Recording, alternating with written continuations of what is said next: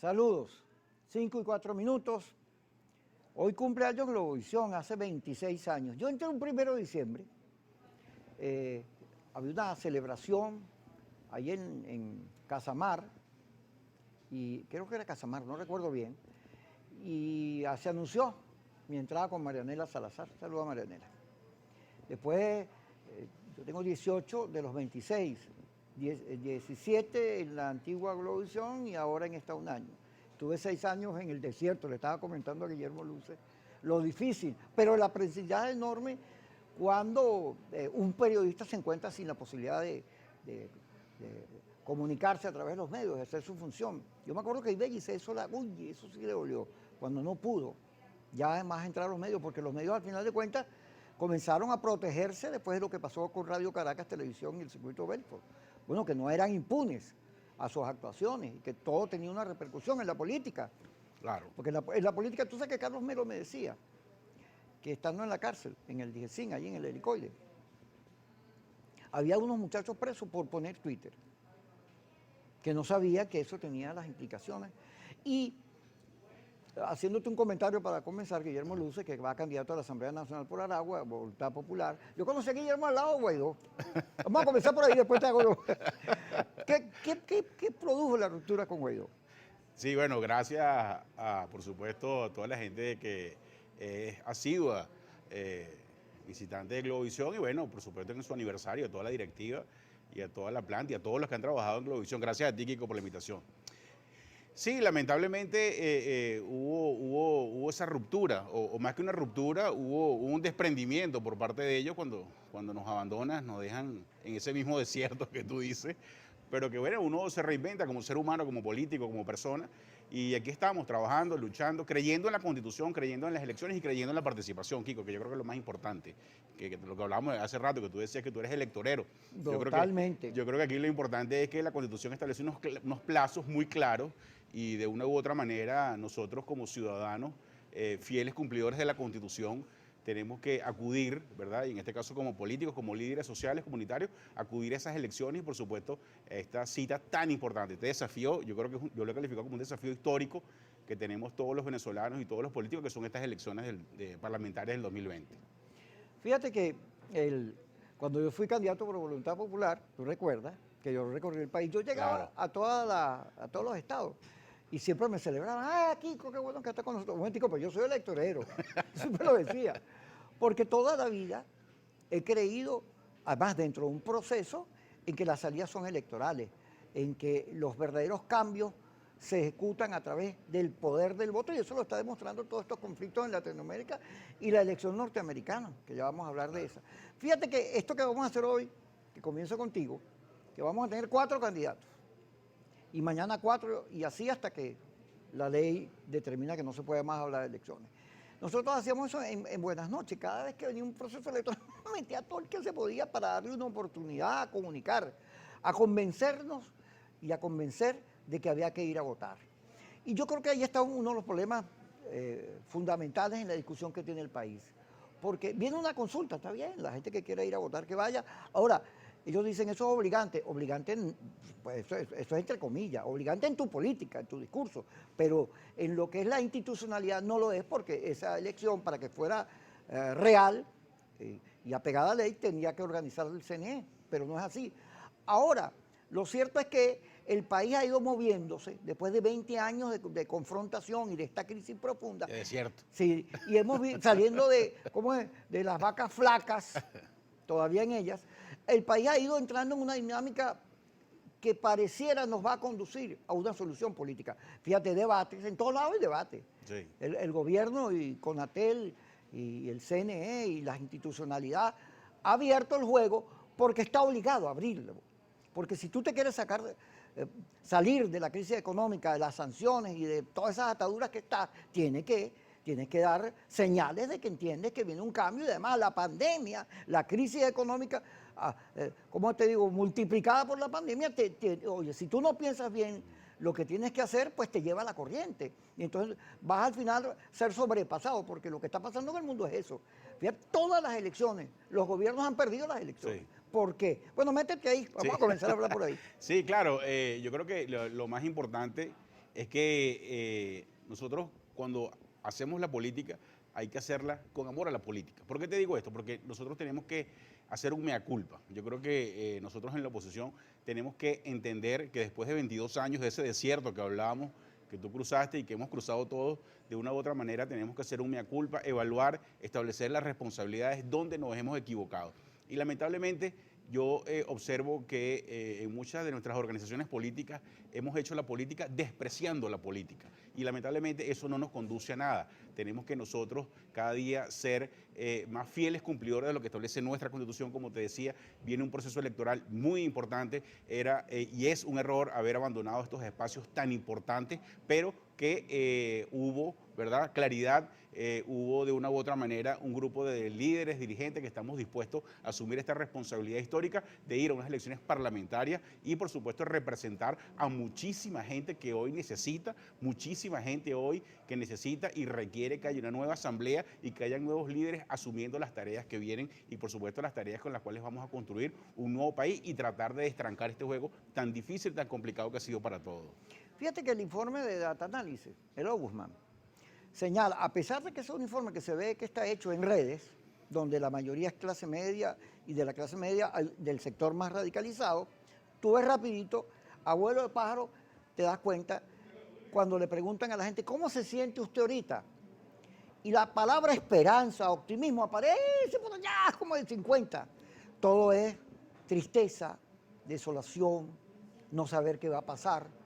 Y eso más o menos es lo que siente el país. La gente no está pendiente de sacar a Maduro, la gente lo que está pendiente es de sobrevivir.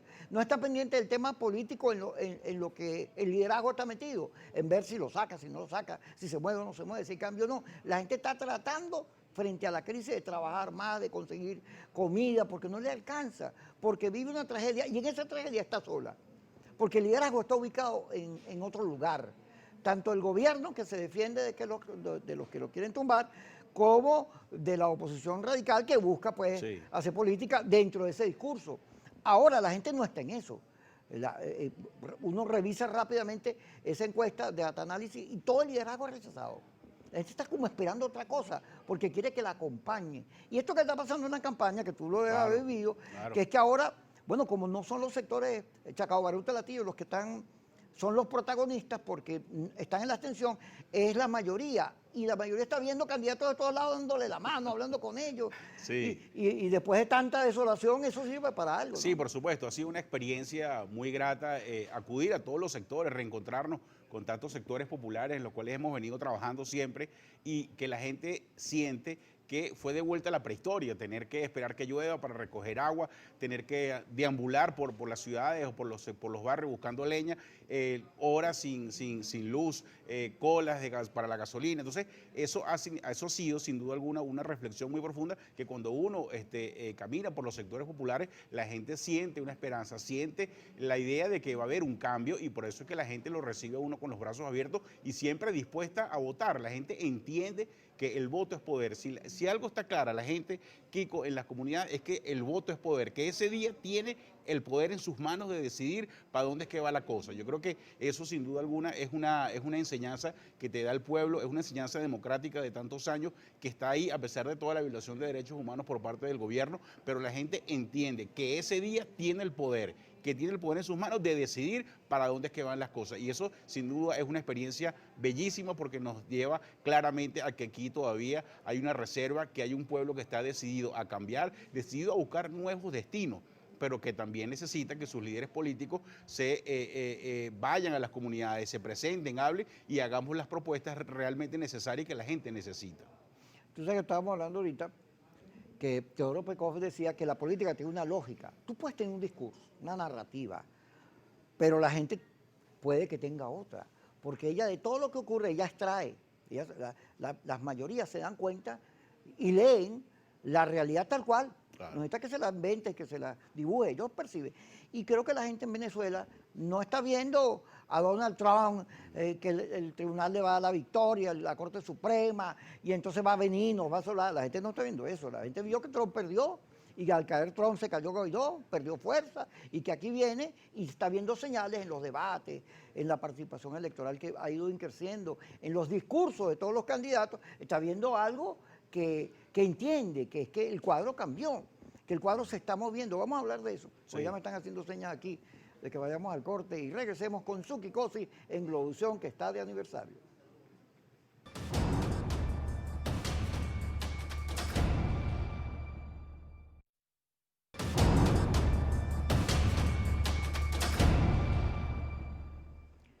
Seguimos en su programa Kikosis, hoy un programa especial durante todos estos días por la campaña electoral, ya que estamos llegando a su final. Guillermo Luces, candidato de Voluntad Popular en Aragua. ¿La alianza se llama? Venezuela Unida. Yo todavía me confundo porque Sí. hay muchas alianzas ahora. Yo te comentaba que la gente tiene una lógica. Tú le puedes decir misa, pero la gente suma. Y la gente se está dando cuenta del país completo, inclusive aquellos que están más fanatizados, que elaboraron la pregunta de la consulta que dice, ¿usted me autoriza a que el cese de la usurpación vuelva? Ellos saben que el cuadro cambió, que no vienen los americanos, que no viene la OEA, que no viene la ONU, que no hay fractura militar y que esa opción, la opción del discurso de fuerza, la amenaza creíble, tiene muy pocas posibilidades de juego. Y que el cuadro apunta hacia lo electoral, no solo en Venezuela, en los Estados Unidos, en todos lados. Los conflictos se resuelven a través del voto y eso cobra cada día mayor fuerza. Y eso lo lee la gente, eso lo lee. Ahora hay un cambio. Los candidatos ahora buscando votos, buscando ser elegidos, están metidos en las comunidades. Y un sector, las grandes mayorías populares, que eran del chavismo, casi que exclusivas, hubo una época en que uno se metía en un barrio y te escupían, te sacaban. Porque bueno, Chávez había convertido a las mayorías en protagónicas, pero ahora no es así, ahora esas mismas mayorías están buscando qué hacer porque viven muy mal, no les alcanza la plata, se les va la luz, el gas, el agua, no hay como perspectiva de futuro. Y hay una gente que no conoce, nueva, que le está diciendo, mira, aquí estoy. Sí, Y eso es una variable importante, ¿no? sí, por eso te decía lo importante del reto que hemos asumido nosotros, de ir a cada una de las comunidades, de los sectores populares, hablar con la gente, entendernos con la gente, sentarnos y sobre todo escucharlos y ver cómo podemos construir esta gran mayoría que se necesita, que se requiere, para que sea desde la Asamblea Nacional ese centro político, ese escenario del gran debate nacional de lo que viene. El reto también es el año que viene, el 2021, que vienen elecciones de alcaldes, gobernadores, concejales, diputados a los consejos legislativos, donde nosotros tenemos que tener también una presencia muy importante, donde nosotros tenemos que empezar a trabajar desde ya, no solamente desde ganar la Asamblea Nacional, sino que empezar entonces con estas alcaldías, gobernaciones, con estos consejos legislativos, con estos consejos municipales, empezar a tener espacios de poder para de esta manera nosotros ir cumpliendo con lo que establece nuestra Constitución cuando venga un referéndum revocatorio o cuando vengan unas elecciones presidenciales. Ahí estará, por supuesto, una fuerza, una oposición fortalecida con espacios de poder para trabajar, para ayudar, para fomentar, para promover, como tiene que ser, un nuevo gobierno. Y eso es justamente lo que nosotros estamos trabajando de manera articulada y sobre todo siempre teniendo en cuenta la política, como tú decías, siempre, por supuesto, de manera armoniosa y con sentido para nosotros tener la oportunidad de ser más adelante una verdadera opción de poder para todos los venezolanos. Ahora, hay factores del gobierno que insisten en la confrontación. Así como tú ves que hay rasgos de cambio, de variación, de apertura, hay otros que no. Diosdado Cabello declaró ayer, el que no vote no coma. ¿Qué lectura le damos a esa declaración?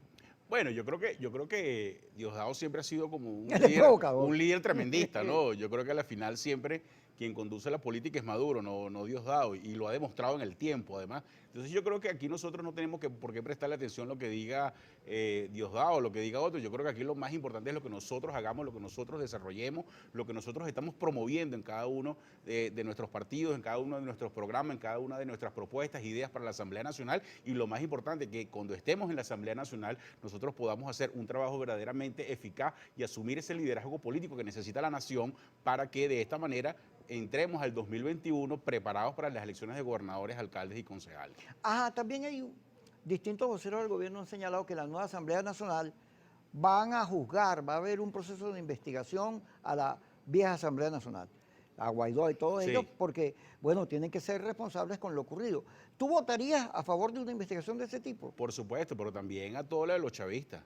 A todo mundo. A todo el mundo, claro, porque tú no puedes juzgar nada más o seleccionar con pinzas a ciertas personas, no. vamos a ser verdaderamente un tribunal de la verdad o vamos a ser verdaderamente un tribunal imparcial donde se vaya a jugar tanto a chavistas como opositores que incurrieron en delitos. Yo creo que aquí no es solamente lo que diga Maduro o lo que diga una fracción que no, vamos a nada más a castigar uno, no, a todos y no solamente en los últimos 5 años, en los últimos 20 años que bastante corrupción ha habido, bastante abusos ha habido por parte de Nicolás Maduro y de su gobierno y de violación de derechos humanos que yo creo que aquí se tienen que investigar de la manera más imparcial. Me parece muy buena la propuesta del presidente Maduro, pero que sea de manera plural y para todos.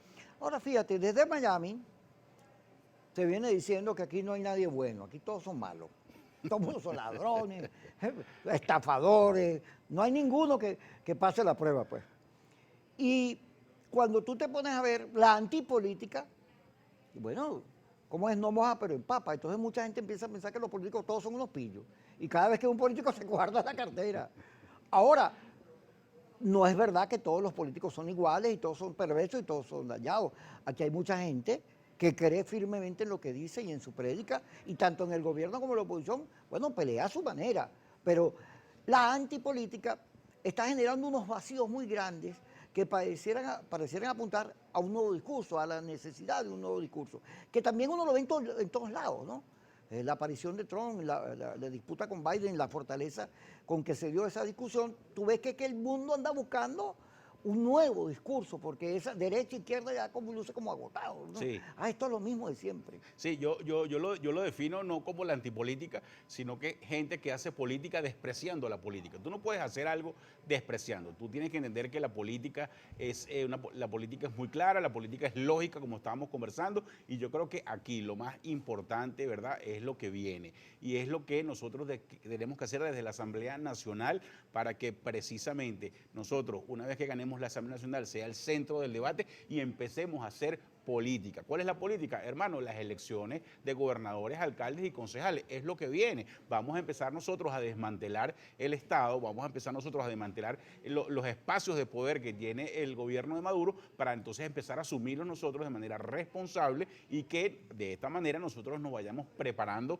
precisamente para un referéndum revocatorio o elecciones presidenciales. Pero no puede ser que el año que viene, otra vez, los que desprecian la política, que hacen política despreciando la política, digan, no vamos a acudir a las elecciones de gobernadores y alcaldes. Bueno, pero entonces, hermano, ¿qué vas a hacer tú con tu vida?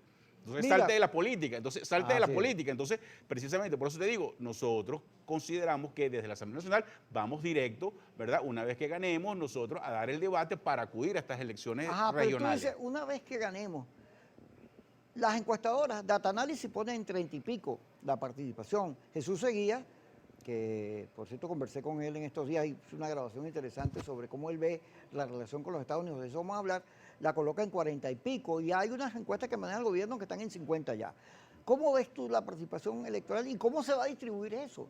Porque hasta ahora es la oposición la que sufre la abstención. El gobierno tiene una crisis, tiene el Partido Comunista y a la Alianza Revolucionaria, pero la mayoría de sus votos están allí en el gran polo patriótico. Y además muy controlados porque el gobierno tiene una estructura organizativa que ya ha demostrado muchas veces que, y más en pandemia, debe ser más eficaz que la de la oposición. Mira, que no tiene ni plata. Sí, cuando recorremos los sectores, cuando recorremos los barrios y salen los jefes de los clubs y salen los jefes de las misiones, te lo dicen claramente, vamos a castigar al gobierno de Maduro. Un gobierno que nos devolvió la prehistoria, un gobierno que nos puso a esperar que lloviera para recoger agua, un gobierno que nos puso a deambular por las ciudades buscando madera para poder cocinar, para poder tener leña.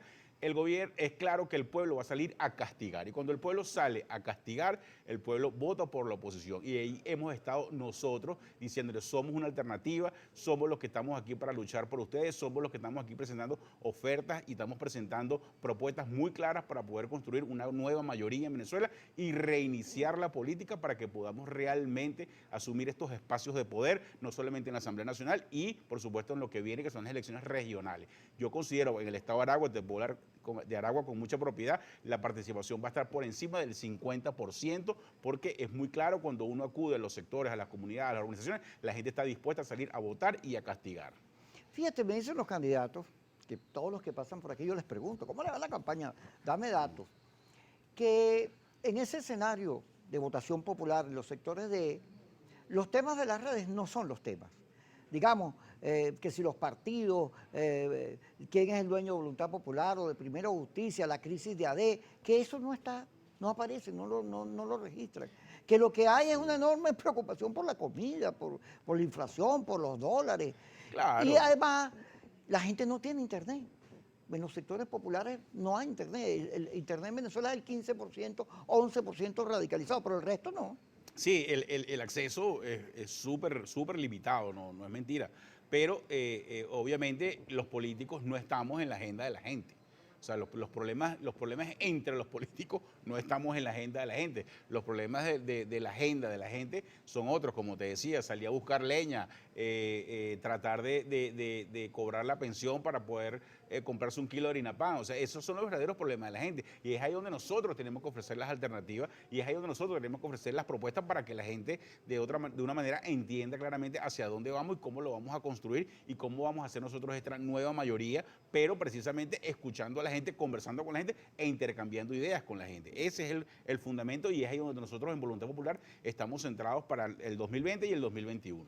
Ahora estos debates que se han dado en los grandes canales, en Venevisión el primero, el segundo en Televen, el tercero aquí en este canal, en Globovisión, y el cuarto va a ser en el Canal 8, han sido vistos por muchísima gente porque es televisión abierta. La televisión que no vale nada, que no es ni el cable ni el streaming.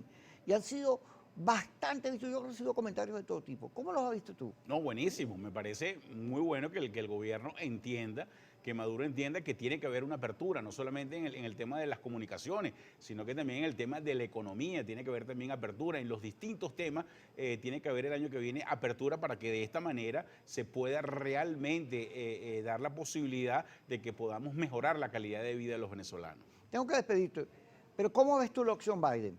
¿Hay cambio en Venezuela con Biden o van a seguir las mismas políticas de Trump? Como decía Trump, el Estado profundo.